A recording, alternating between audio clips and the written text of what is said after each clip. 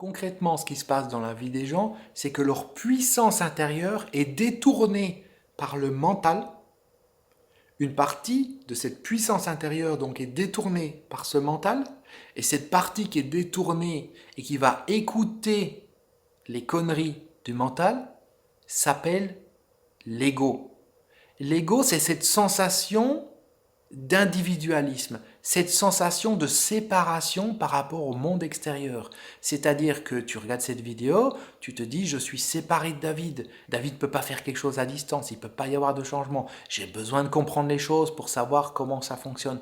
Tout ça, c'est de l'ego, c'est de la séparation par rapport au monde extérieur. On se dit, je cherche un travail, mais je ne peux pas attirer le bon travail parce qu'on se sent séparé du travail, on se sent séparé des autres, on se sent séparé du monde.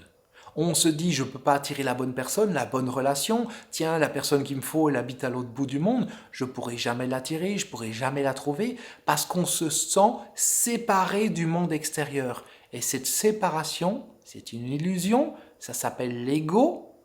Et cet ego, c'est une partie de ta conscience intérieure qui s'est laissée détourner par le mental et qui a cru aux conneries du mental.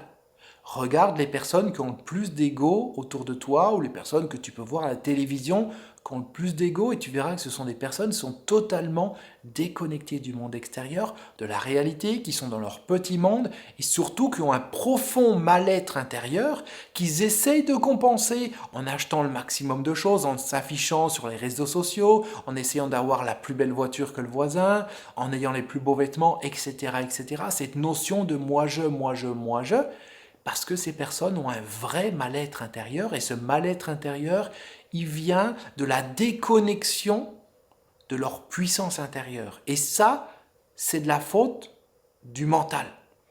Parce qu'il va détourner ta puissance intérieure pour créer cet ego et faire grossir l'ego encore. Et avoir un gros ego, c'est pas uniquement vouloir rouler en Lamborghini. Non, avoir un gros ego, c'est avoir une forte séparation par rapport au monde qui nous entoure, par rapport aux gens, par rapport à la vie, par rapport aux circonstances et par rapport à l'univers d'une manière générale. Le non mental, la puissance du non mental n'a rien à voir avec cette séparation. La puissance du non mental, c'est une puissance globale qui englobe tout et qui peut absolument tout faire parce qu'elle est tout à la fois. Et à l'intérieur de toi, il y a cette puissance. Simplement, cette puissance n'est pas accessible parce qu'elle a été détournée par le mental pour créer cette séparation, pour créer cet ego.